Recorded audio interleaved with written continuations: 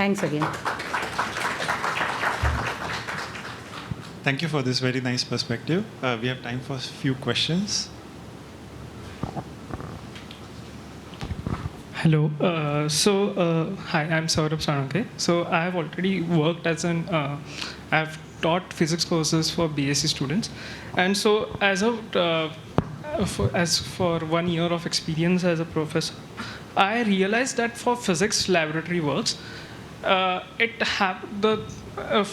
the discussion of chemistry lab, I realized that the students actually lose interest in laboratories is because sometimes it's not challenging enough for them. So it's basically that there's a book which already guidelines the procedure.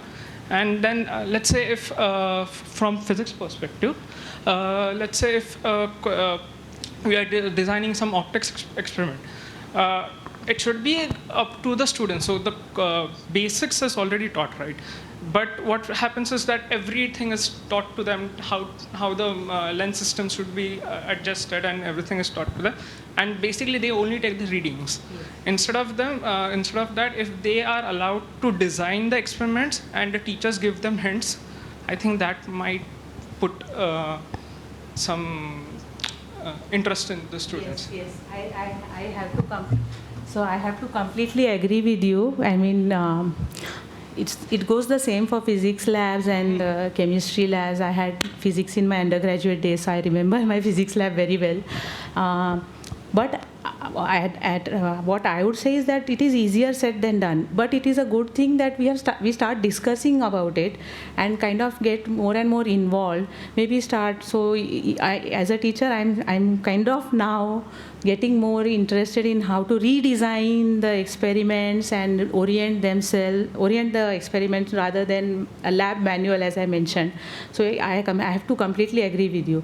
And it is a good place to start, maybe even one experiment at a time. So, and that would, even a single experiment can spark the interest. It's as small as that. So, point well taken, yes. I mean, what you said, Saurabh, is fantastic. With respect, Saurabh, right? Your name is? Saurabh. Saurabh, yeah. I really like the idea. I mean, the concept is the best way to teach science. But as an educator, I think what comes down is the time that we can give to perform the practical. And now what has happened is even worse. Let's say in my time of education, we had at least a good 3 hours or 4 hours of practical time. With the new system, we have to have a practical done in 2 hours. For science, I think this is the biggest problem. Okay, we try our best to give our students, you cannot give them a manual or protocol. See, we also have a mixed bunch of students coming. Some of them are creative, they just want to do it. Some of them have to be told to do it. And some with the attitude ki, kaise to pass karwa do. I mean, I've seen this. So we have to cater to all of them. And we have, as an educator, a restriction of time. So I don't know how we're going to bring this change. I would love to bring this change because I would love my students to love science in this way that you've said, in the idealistic way. If we could manage to do it together, I'll be the happiest person. And I'm all for it. Okay, ma'am. Actually, I also wanted to say the same thing. Now, I'm Manojendra Chaudhary from St. Xavier's College. So what we have tried to implement in physics lab is we have lots of projects. Okay. And so I absolutely agree with the time constraint. And that is why we cannot have creative experiments, because creativity requires time. And we need to finish the experiments after the implementation of NEP. Every lab session is 2 hours. So you cannot do away with the journals. You have to provide them all the steps so that they finish it in time. But at the same time, we try to do with projects where students can have extra time in their own time and then do it. And my experience is that there's a certain class of students who do very well in projects, and there's a certain class who actually lag behind. And we cannot have a uniform system to address all the students. So project-based is something that I always encourage. but it doesn't work for everyone. So having one solution for everyone will not work. Exactly what I was saying. You have Yes. a bunch of students who come with different. Exactly. Some are interested, genuinely there. Some are just there for a job. क्या job मिलेगा? And some are there because their parents said कि BSc करो, कुछ तो science करो, कुछ तो नौकरी करना है. So we have a bundle of students. And another comment I wanted to make, ma'am had said, that all these chemistry kits that is available in the market, they become very popular. But the students don't take it up in the lab. Now this, I'll take it in a slightly bigger picture in the concept of education and entertainment. We always see that people get more, more involved when it comes to entertainment.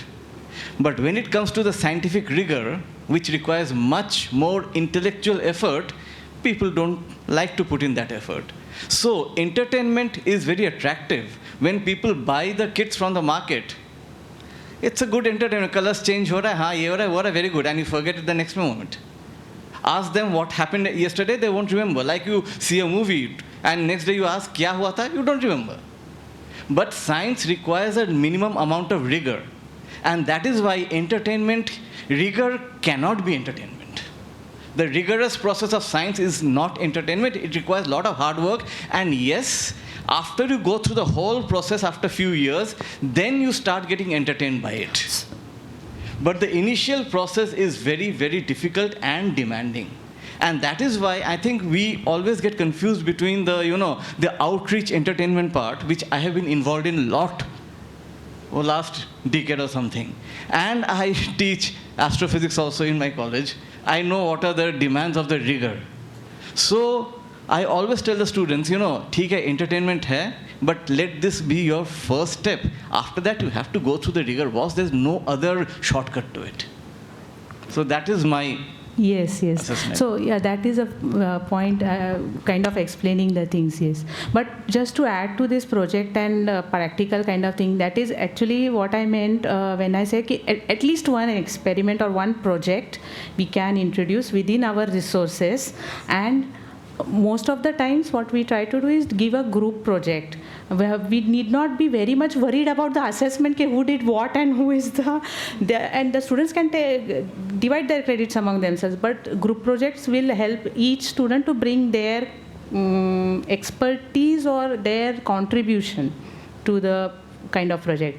So maybe someone can cross over to this side, kind of convert. Yes.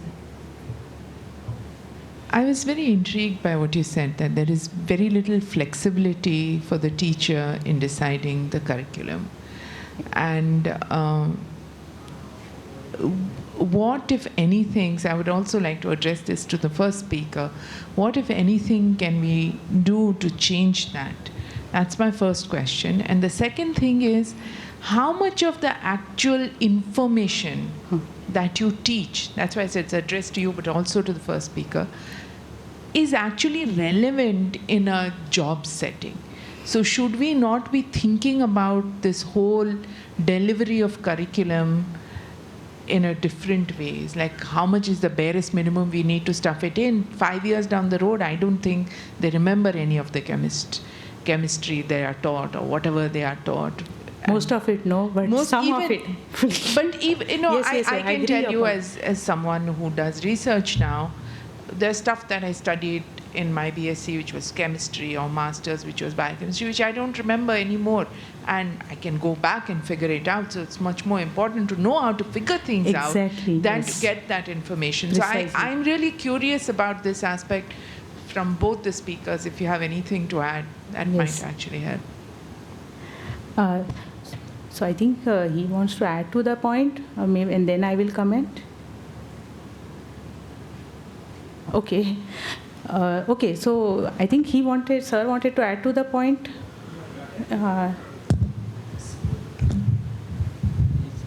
Yeah. May I say? Okay. So to expand on your question, I completely agree with you that there is too much of emphasis on the checklist of contents. So this one, and then that is the reason we find ourselves exhausted. The teacher themselves are exhausted. So there's no question the students are bound to be exhausted. So yes, we can reduce the emphasis on content, but and that is the emphasis could be more on the skill and the knowledge part. As you said, I can revisit, so I don't need to know all the reactions, but I need to understand how I can go back to Jerry March and figure out that reaction and why the byproduct kind of thing. And it is completely a more logical way of teaching any subject, not just the sciences.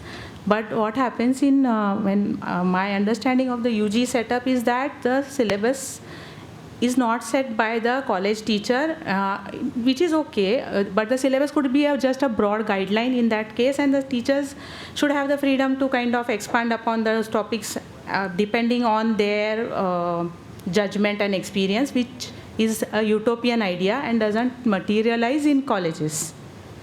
What happens in colleges is at the end of the semester, most of the exams are kind of centralized, either across 3 divisions. So 100, 300 students in 3 different divisions are giving up a common exam with taught by 3 different teachers. If it's a university exam, the teaching will be done by X, the question paper is set by Y, and the assessment is done by Z. So that is a very big challenge, because that kind of, then the teacher has to bear the onus. Okay, when the student appears for the exam, he should not be losing out on their grades. And that is why many teachers are apprehensive. This happens even for Mumbai University, so it's a very common thing. We don't have that in ICT, but that's the 90% of the cases. Yeah. So, as the father of a daughter who used to love chemistry lab, like studying chemistry, but hate writing chemistry exams, I have a question about the evaluation that we do in. So this is not just chemistry; this is also perhaps for other subject. But a lot of our emphasis seems to be on remembering things in the textbook and reproducing it to some extent. Student teachers also used to being able to find information on the web somewhere. Right? So some of the information is really not needed to be memorized by the students. Is it possible to alter our evaluation procedure in such a way that people start thinking about chemistry and not memorize chemistry? I don't know, this may be a very drastic thing, but we are talking about disruptions in... No, it's not that drastic actually. You're speaking to someone who has very little RAM space, so I can empathize with your daughters. But to be on a more serious note, what you're suggesting is a very rational thing to do. It's already being implemented in many places. For example, we call that as rubrics. So we have these rubrics designed, and normally when we talk about empowering the teacher, it also first thing is, more than the rubrics, first thing is how we design the assessment, and then what are we trying to assess. So if it's an experimental assessment for a lab, I will put more emphasis on whether the design of experiments can be done by the student, whether they have carried out those steps, and very little marks for the final answer, I would say. But that is being done in many places, I can assure you. But what happens is, it can be done So for example, that can improve. In a subject like chemistry, yes. Why can't open book exams be actually more common than we do have open book exams in ICT, but again, so the assessment part, the assessment part can be something that can be expanded upon. Some colleges give a lot of freedom to the teachers to design their assessments. So we have open book exams, we have take home exams, and we have a lot of other things. ICT, but yes, but so the freedom I empathize with my colleagues, and what the idea is that in these next 1 or 2 days is like, how can we expand the same system which will help the students to not fear the subject. And there are people in UG colleges who have done exceptional work when it comes to assessment. So there are two things. There are some very few people who work on that, and the other thing is that is not really publicized well. So kind of not in public knowledge kind of thing. I know some of my senior colleagues who have done excellent things, but I'll share with you later. Hello. I am getting back the attention to the young professor who has brought the issue that in the practicals, if the student has some, some applied questions can be given. Now, I just want to ask everyone over here that when we were in the school, we had a homework, right? So why can't give such type of the homeworks during the practical also to the student and include the student teacher interaction marks in their internals, so that student take it seriously. At the same time, they will try to think upon it, because let them do the regular experiment in their laboratory as per the lab manual. Let them understand the principles behind it and give a small problem to them which they can go home, work upon it, and come back to the next practical and discuss with the teacher.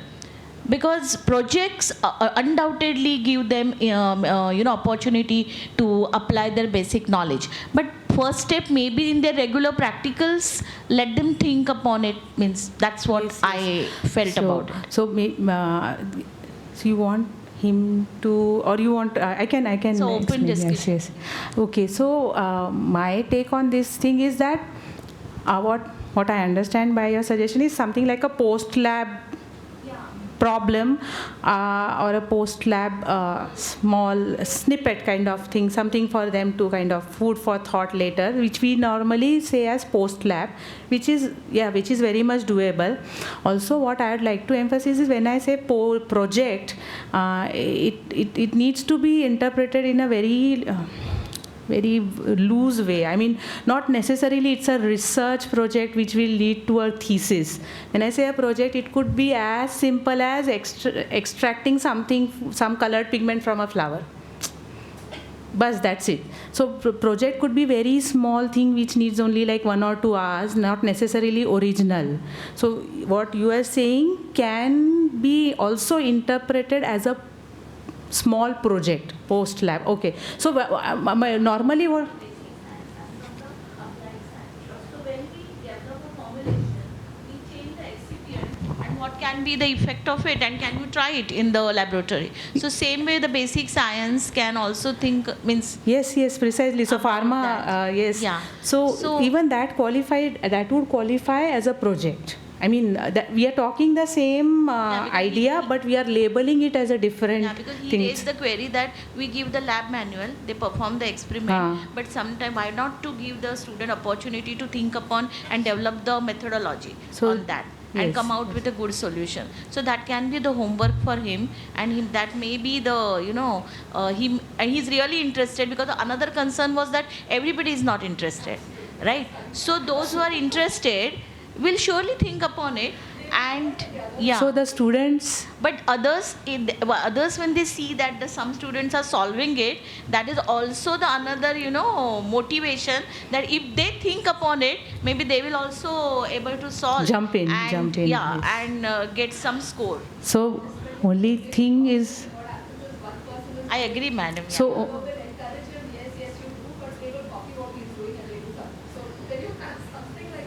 Yeah, but then for those maybe 50% or 70% student, those 30% students. So really want to encourage. on a lighter note, a student in the first year BSc would like to label it as a project rather than homework. It gives them more self-importance. But yeah, we're talking kind of the same thing. Thank you, ma'am, for a very interesting lecture. Thank you. My simple question is, less is more or more is less? That is a very important point. A teacher goes to the principal and principal asks, have you covered the course? And the teacher says, sir, I am trying to uncover.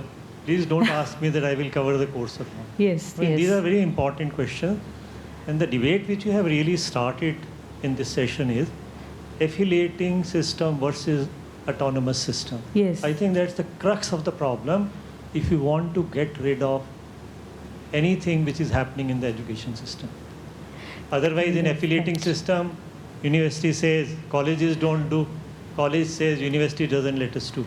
And the situation has come to pass that university is not able to manage the date sheet of their exams with so many courses getting introduced. Yes. Thank So you. I wanted to stir the hornet's nest without mentioning it explicitly. So thank you for bringing that up.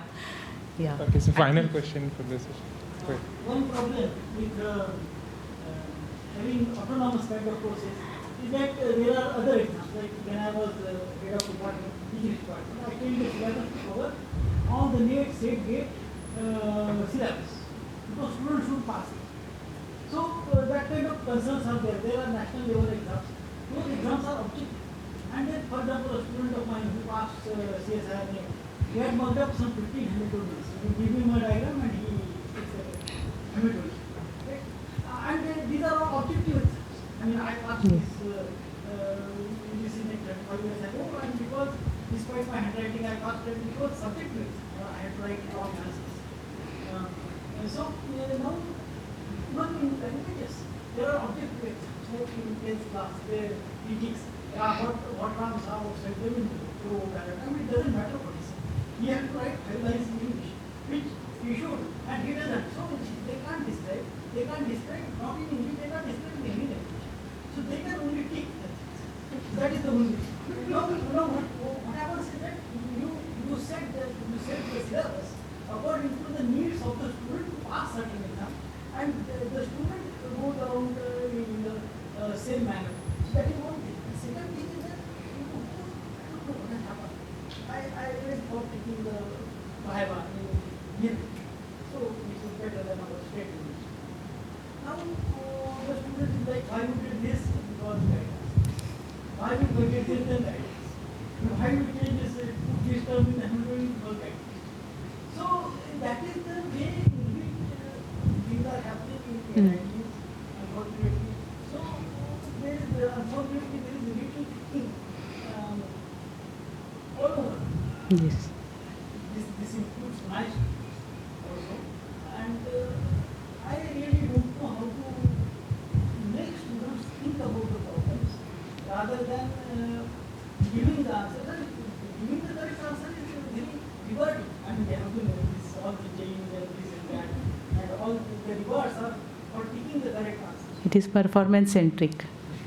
It is performance centric. They have to answer. And the performance is very, is taking the correct answer. So the student is motivated in that direction, and those students do well in the examination part.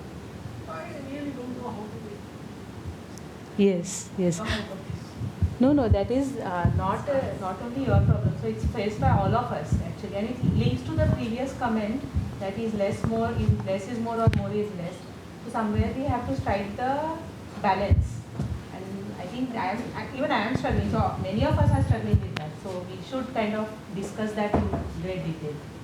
Okay, thank you. There has to be some balance. So yeah, let's just stop here. Thank you. Thank you. For all this Yeah, sorry for exceeding. No, engaging discussion. We want discussion, but we are running a bit late, so we'll have next 2 talks after the break, and we'll unfortunately have in place of 45-minute only 15-minute break. so we'll come back here at 12.